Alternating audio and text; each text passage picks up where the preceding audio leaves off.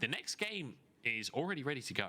Apparently, JDG have already begun against RNG. That is going to be our next series today. Straight into here it. we are. We're into game. All right, game number 4, sorry, of the day. We're already 4 minutes in. I will not be drinking any water. Yeah, but my focus for this game is that Tangyuan is up against someone like Knight. And Knight, I feel like he's just been that person in the LPL where he has always been exceptionally a good player, but he's just missed out on those international titles, which is a big shame. But this time, alongside Ruler and 369, and especially Kanavi helping him out in that mid-jungle duo, I just see JDG being a world-class team. Yeah, absolutely. I mean, JDG, yeah, I don't think anyone can make the argument that they're not, based on what we've seen so far. The only question for me about JDG is not like, are they good? We've seen that they're good. It's, can they be consistent? Can they maintain this throughout the year? Because I've seen plenty of teams in the LPL, especially teams that Knight and 369 are on. I'm talking about you, Top Esports. They look incredible during the regular split. It's, can you hold it up during playoffs? Can you hold it up when it comes to international play? Those will be the questions. I'm a little curious about what happened during this draft, as we have a ziggs coming out from Gala in the bottom side. I'm assuming there were a lot of AD carry bans. We saw a bit of ziggs from Huanfeng earlier on in the split. Yeah. It can work. It can certainly work. Is he gonna get it? Oh no! You can't just do me like that when I praise you so much, like, come on, bruh. But I love how the observer's really focusing on that as well. Ziggs is definitely sneaking his way back into the meta, just trying to get that bot lane priority and getting these early towers down. But my eyes are onto this Sylas jungle. Of course, we don't know how draft went for the Sylas to be flexed to jungle. I'm assuming it was a first pick for the side of JDG. But, you know, a lot of viable ultimates for this champion, because we have the Sejuani, we have the Nautilus, we also have the Ziggs ult, which I think are all very valuable in these team fights. Yeah, I'm just going to, while we've got a second, while there's no fighting going on, the way that the draft went, there was actually only 2 AD carry bans, the Zeri and the Lucian banned away. Sejuani was the first pick for RNG, and then it was Ashe Varus straight off of the bat, meaning that Ziggs had to be picked in that second rotation for RNG. So, opting into the Ziggs very early on into the draft. But I guess when you've got a Jayce in your composition as well, you do have that AD damage coming on through. JDG, though, starting off aggressively here, going for that Drake early on.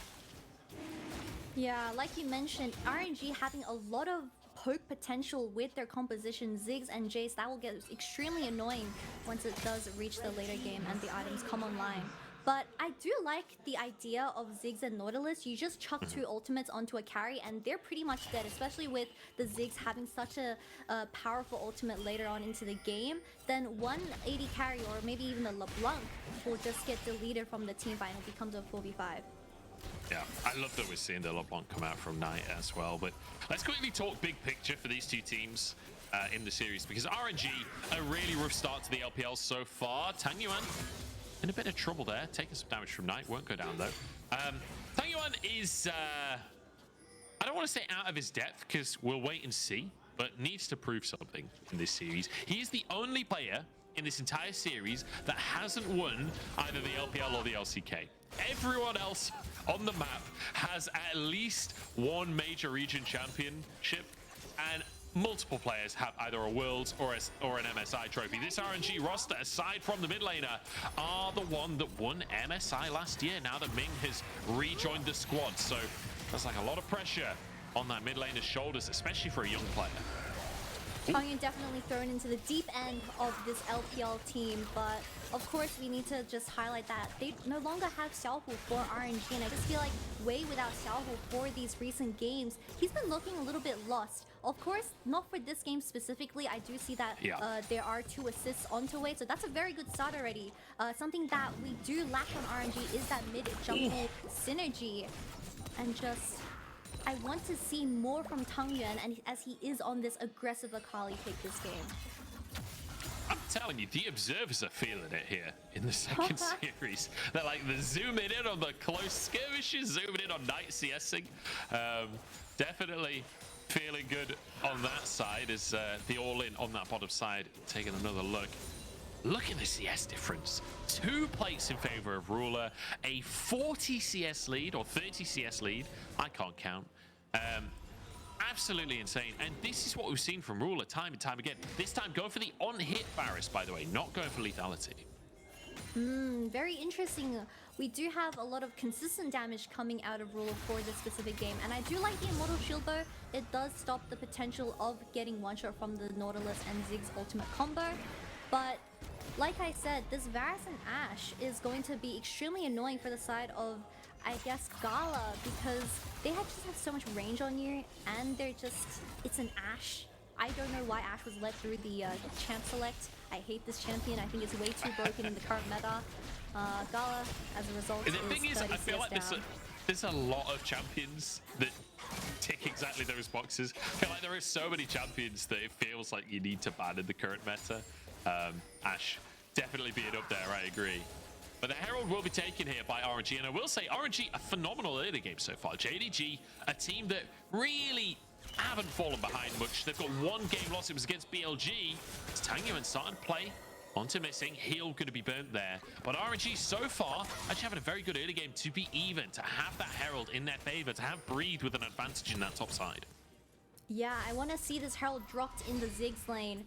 And you can't just drop it on the tower that has 5 plates, because the Ziggs does have his satchel available to just execute it at the very end. But Ruler on this Varus, he isn't a Ziggs, and he's able to pick up 3 plates already in 10 minutes.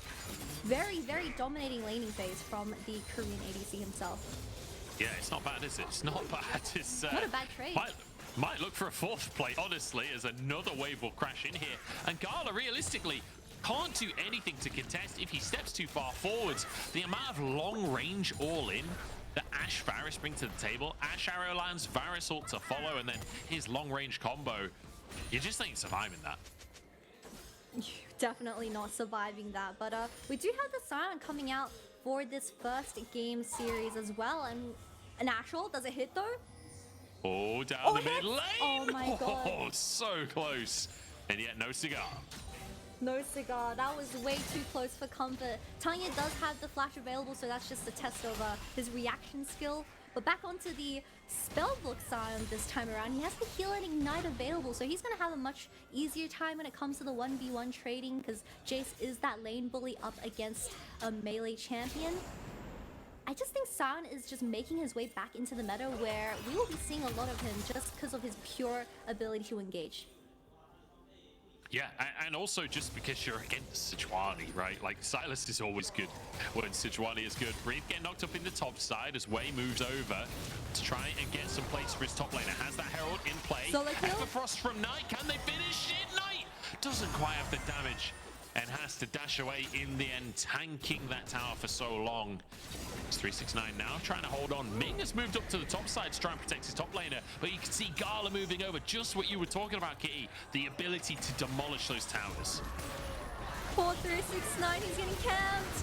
Oh no my days. Backup from the side of JDG, although Ruler does pick up his tower plates in that bottom lane, and also a dragon for the side of JDG. I think it's still an overall dub for this red side team, because you're just investing so much into killing a Sion, and the plates have been shared when, compared to JDG, all the plates went to Ruler. Yeah, I mean, he's got a 50 CS lead down in the bottom side, pressuring a tier 2 at this point. Happy to lane solo against the enemy Akali. That says a lot about the position Ruler is in. Going for the ghost as well on that Varus, going for either on hit or crit. We'll have to wait and see as the game goes on. Let's take another look, because Gala almost goes down here. Gala was actually tanking the tower. Gala was taking a bit of a miscommunication coming out of Ming, where he lets go of this aggro. I suppose the Ashe does hit. Oh, he doesn't tank tower, I think. I think the Sion just smacks him a little bit and his health gets lower and lower. But exactly what we want to see from the Ziggs, just get rid of these early tier 1 towers and play through the macro, just suffocate JDG through this lead. But Ruler, on the other hand, 140 CS at 13 minutes. He's just an absolute monster in this game, and I really want to just emphasize that Tangyuan and Wei need to focus him down in these team fights. They've got to try, or not they were able to get onto him. We'll wait and see. RNG, like I said though, doing a good job in this early game, like managing to maintain the game fairly evenly. And it does feel like a bottom side versus top side kind of situation, right? Where Ruler, I mean, it's not a surprise to see Ruler having a massive lead. I feel like every game Ruler has a massive lead for himself. Knight having a CS advantage, but then Wei and Breed finding advantages for themselves in the top side. But the arrow comes in, Kanavi over the wall. And there goes that top side advantage I was just talking about. Just JDG is so proactive. The second the Ashe ultimate lands, they have 4 people on the face of Breed, and he isn't able to just get out of that situation. But of course, JDG, although Ruler has been dominating every single game, I believe they dropped 1 game up against BLG, and I think once Ruler doesn't really generate that lead in the bottom lane, Kanavi and Knight, their main focus of this team identity is to play through Ruler. Yeah, absolutely. And I don't blame them with how Ruler has been playing so far this split. Absolutely on form. And it's exciting to see a player with such insane potential living up to that potential so consistently. Like you say, just that single game loss so far. And Ruler has really been one of the star players, because every single player is a star player. And here's the follow-up with absolutely everything slamming down onto Ming. They can't actually finish the kill just yet, but they're going for Wei instead as Kanavi charges into the fray. They don't quite have the damage to actually finish the kill. I honestly think Ming could have just left his computer, made a coffee, come back, and he still would have been CC'd in that mid lane. The Ashe ult connects, Varus ult connects, Sion ult onto his face. Knight goes in! They just don't stop! They never hit the brakes! You will never take a break from the side of JDG. Knight goes in for his second kill, but it doesn't matter. Even though he has the Everfrost on this LeBlanc, he still has so much damage because his name's Knight. Yeah, I mean, he's a monster. He's an absolute monster, and so is the rest of the squad. Getting 2 players low. Ruler almost getting the snipe onto Ming. And then while everyone's distracted with what Ruler's doing and Ming dodging it, it's instead the Sejuani that's taken out by Knight. Absolutely, just the coordination from JDG is the most impressive thing. Yeah, unfortunately not enough damage to kill Ming. Ruler was zoned out by the Sejuani, got a bit scared, and no kills going towards JDG for the first brawl. But of course, Knight sneaks in from the side, and it does pick up that kill onto Wei, which makes it an overall winning play for JDG. And this LeBlanc has just picked up 300 gold in her pockets. Yeah. It's not bad. It's not bad for Knight. Level 12 on that LeBlanc. 2,000 gold lead for JDG. They already got 2 Drakes for themselves in the third, coming up in 45 seconds. And you start to get to the part of the conversation where you have to wonder, can RNG actually, contest in this mid-game? Can they start to fight for a bit of territory? Because what we've seen from JDG so far this year is once they get a lead, they don't let go of the game. Missing in 369 in a 2v4 until Ruler finally arrives. Missing over the wall, burning, but still alive. Leandris doesn't quite tick him down. That had to have been single digits. Everyone's just living on the slither of HP, but still, in the end, JDG just has so much vision control in this bottom side jungle where the dragon is spawning in 10 seconds, and this is looking like another game where the Dragon Soul realistically can be picked up by the 24-minute mark. Yeah, Ruler moving into the mid lane to try and defend against this Herald. Herald being used just to force priority here, but Knight looking for an all-in instead. Backs away, forcing RNG out of the play. Herald goes down as Gala gets hit by his own ultimate. Kanavi stealing that one away with a Night Harvester. Kanavi going full damage in the jungle here. Wei trying to escape. Ming moving over to protect his jungler, but Flash forced out. Arrow goes wide for missing. JDG, not a second is given to their opponents. They just go and push and just crush their opponents out. Every time RNG tries to walk into this bottom side jungle, 369 just shows up like the absolute Giga Chat and stops entry. He's that security guard at bars, like, sorry, you can't come in, mate.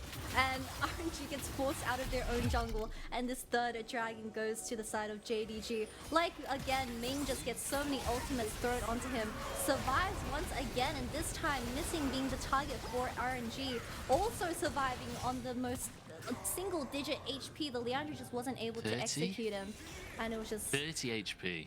30. Jesus Christ. Yeah, absolutely insane stuff coming out here. And I mean, Missing very lucky to survive that one, in all honesty. But Mythics across the board here, pretty much on both sides as well. Does feel like the next fight could lead to everything, as the Dragon was taken by JDG. Baron coming up onto the map in a minute's time. And what we've seen from JDG this split so far is they are not afraid of going for a very early Baron. They are not afraid to go for that at 20 minutes and beyond. We'll see if that's going to be a choice here, as you can see a heavy shift towards that top side from JDG. Big damage onto Tangyuan. I mean, like you said, this Baron might realistically just be started at the 20-minute mark. You can't really face check JDG. They just have so much engage when you don't have that vision control for yourself. Yeah, they have so many ways to just start a fight, right? With the Ashe ultimate, the Varus ultimate. On top of that, you've got 369 can charge it. On top of that, you've got Kanavi can steal away Sejuani ult. Except Sejuani is down on the bottom side of the map. Double TP's immediately channeled on both sides. Bree trying to finish this tower as they decide to back away. Knight jumps out. 369 charges his way to safety. Tower taken, but it will be traded on the top side. 4 people of the side of RNG rotating to this bottom lane play, but look at the vision that JDG was able to generate from this play that didn't even do too much for RNG. They burnt a TP from Tangyuan and 369 just ulted out.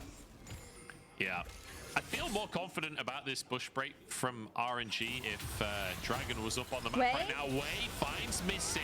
It's a big old combo from long range. Missing down. Can they finish the fight? Wei low on HP, trying to escape as Knight jumps on forward to finish job. Everfrost in and zips back out again. Tangyuan exhausted, just about flashes away to safety. Knight wants a little bit more. Ming has hook and won't be able to find it as Knight dips out once again. With the jungler dead, JDG can start Baron here unless Knight tries to look for a second pick here. Knight's always looking for a second pick. That is Knight's middle name at this point. But JDG opting not to go straight for the Baron here, with Wei coming up in 5 seconds, deciding that's not the way they'll win this game. Yeah, this fight does start with everyone committing their spells onto the Ashe support of JDG. She does die in the very end, but they no longer have the damage to shut down Ruler in these team fights. Wei does fall as a result. Knight lands a very beautiful Everfrost onto everyone, gets even Gala stunned as well, and force flash out of Tangyuan at the very end. And just an overall win for JDG once again, and protecting their vision for this top side. Yeah, replay has to get cut short because Knight is busy 1v3ing in the river to try and maintain Baron control for his team. Dragon coming up in 2 minutes, though. I don't think JDG are going to look towards Baron, sorry. I think they're going to look towards that Mountain Soul for themselves, especially when you've got a Sion on your team. That Mountain Soul can be so incredibly valuable. Knight will be able to catch this wave and sort of single-handedly maintaining control of the top side of the map right here. Yeah, most definitely. I just feel like going for that 4th Dragon is the most safe route. You don't want to be burger flipping any Barons, especially when RNG still has a very viable angle of coming back to the game. The scoreboard is still 4-4, but once JDG sets up the vision for this Dragon, and the Dragon of the Mountain Soul goes over to 369, he's going to be so oppressive in these team fights. 369 moving towards Bree as Kanavi on the other side of the wall. Breathe, doing exactly that, trying to take deep breaths as there's one on either side of him. But they aren't going to try and make a play. They didn't realize he was in the tri-brush, so will walk away with his life. Dragon spawning in 50 seconds. What have we got to see here for RNG? How do they have to play this fight if they want to contest JDG? I mean, like I said, the Ziggs and Jayce are built to poke, and you have to just chunk JDG down before you engage that 5v5. But so far, RNG has just chucked every ultimate at the Ashe support and just prayed it would turn out to be something good. Well, this is not a poke-based fight. It's the complete all-in onto Tangyuan. He doesn't even get to move before he's down. 369 ain't done either. Charges into the fray. Knight on the backside of the play, looking for Ming as well, but zips on out again. Wei forced back. It's a nice pick for JDG. Knight looking for more as Wei charges forwards, but I'm not sure this is a fight that he can take realistically. Complete vision given by Knight, grabbing this Scryer's Bloom. Knight once more looking for Wei. Just the constant pressure from Knight in these fights is suffocating for RNG. Dragon's already started. Way caught on an Everfrost. There's no chance he can move towards the pit. There is no entrance allowed. Knight will not let it happen.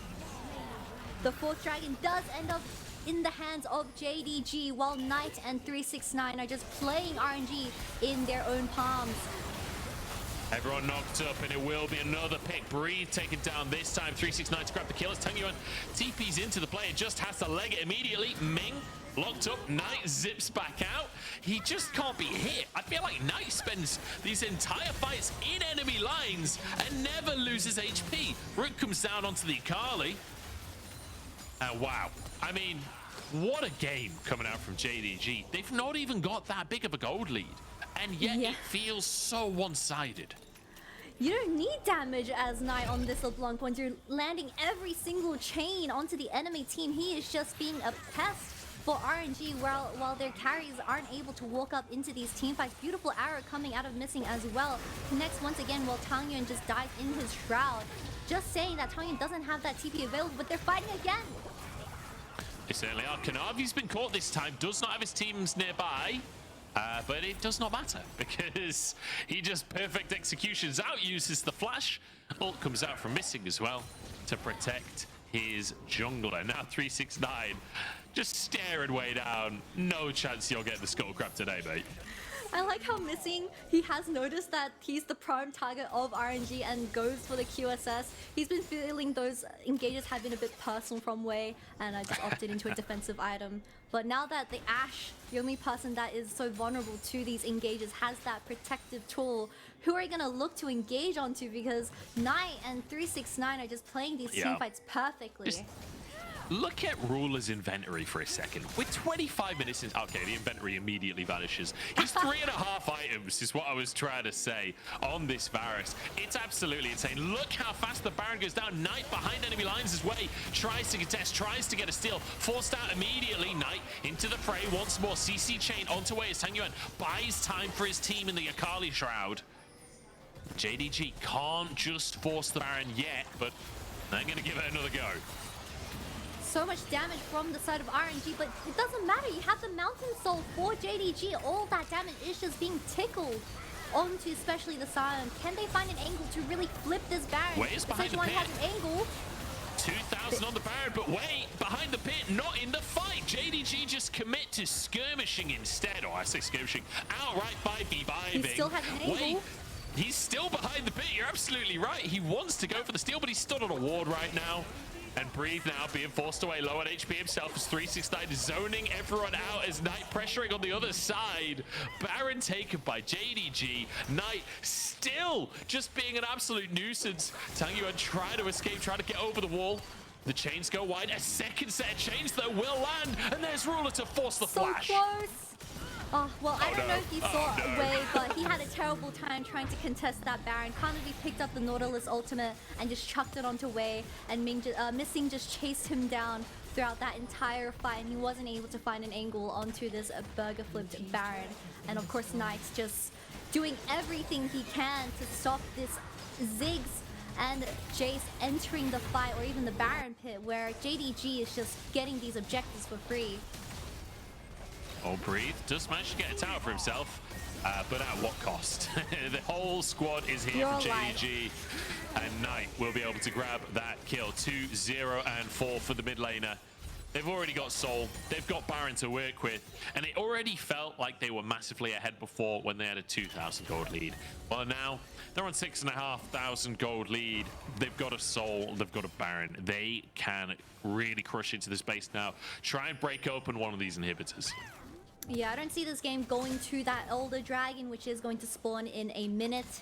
I feel like you just have so much engage tools coming out of JDG. You have the Ashe, you have the Sion. Even Kanavi can steal a relatively good ultimate to force those fights in mid lane, and they're just going to get picked one by one. Little hook onto 369. The ult from Wei ever so slightly too short. 369 still on half HP. They've been wailing on him for 20 minutes there, but barely takes damage. Ult comes out from Gala, but just not really hitting yet in the game. Only on the 2 items on that ziggs. That's mid inhib taken. Ult comes out from Kanavi onto way just to buy space for his team. And now towards the bottom lane they go. And we were saying maybe they could crack an inhib. They are breaking this base into pieces. 2 inhibs taken already, or will be in just a few seconds' time. And RNG can't even look at fighting. This is a monstrous win from JDG. Not a scrap given to RNG as Ruler will be knocked in. Final attempt from RNG as the last ditch engage comes through, but 369 invincible on the front line as Knight doing so much damage. Tangyuan almost gets Ruler, but almost is the name of this series for RNG. Almost finding fights, almost finding kills, and almost going down here in game number 1. A triple kill for Kanavi as JDG decimate RNG. The way JDG just suffocated RNG towards the later end of that game, taking inhib by inhib, they just didn't have a chance to come back into the game, especially with Baron going into the hands of JDG. And Wei on the Sejuani just wasn't able to find those angles and opt into those team fights where Jayce and Ziggs are able to poke down the carries of JDG. Also, Knight, obviously being one of the best mid laners we have in the LPL, was an absolute nuisance on that LeBlanc. I mean, I'm really curious to see Knight's damage this game, because I don't think it was necessarily the team fights where he shone. It was like around the team fight. It was stopping team fights happening, just jumping in and playing that LeBlanc as essentially a poke champion rather than just the all-in. And I mean, Wei couldn't get near these objectives. Like when we were looking towards the Dragon Soul, Wei trying to contest, Knight was just doing so much to deny entry. Yeah, Wei is probably like, where's my team? Well, Knight is just zoning off 4 people by himself. Even though he bought the Everfrost and Banshees in his item slot, he is still such a menace. He doesn't have the damage realistically to one-shot you, but landing chain after chain, it's just too oppressive to even walk into their own jungle. It's like a utility LeBlanc. It was a weird build, definitely, from Knight, but you know, when you can play like that, it can certainly work for you. So phenomenal stuff from JDG across the board. And again, Ruler finding an early advantage, just being the kind of mainstay damage for the squad, while the solo laners just run amok. Kanavi getting a triple kill in the end, getting the Baron for the team. Like, feels like, just like every other game from JDG, it's a full team effort. Everybody on the team, they just don't have bad days, it seems. They don't have bad days, and they have yet to drop a series just quite yet. Their only game, or their only loss, was up against BLG, and that's unfortunately not being able to find that window to let Ruler dominate the early game. But looking at the damage graph, look at the mid lane, Knight versus Tangyuan, where this LeBlanc just did so much, even with her defensive build in these team fights. I think that's the most impressive thing, right? Is that Knight has done so much damage and didn't like individually take over the game in terms of snowballing and like actually just one-shotting people, but still showing that he can outplay everyone so hard despite not building that much damage, right? The fact that he's constantly in these scraps doing that much damage despite his build, it's like, I think it's much more impressive to see someone dominate on a more level playing field than just one-shotting people. One-shotting people is not that impressive. What Knight was doing there, that's really impressive. Instead of one-shotting one person, he was playing with 4 people in his hands. And Knight just being, of course, performing so well once again on a champion that's not too popular in the meta right now. I feel like LeBlanc, because of the champions that are available in the mid lane pool, like the Azir, like the Lissandra even, they just have this late game security or even potential to stop the LeBlanc from popping off in these team fights, but Knight is not scared of that. No, certainly not. And, you know, I mentioned it in the previous JDG series. I'll mention it again. That's 8 games now for JDG. That's 8 different champions for Knight. And I think he might just get an MVP on this one as well. We're going to jump into a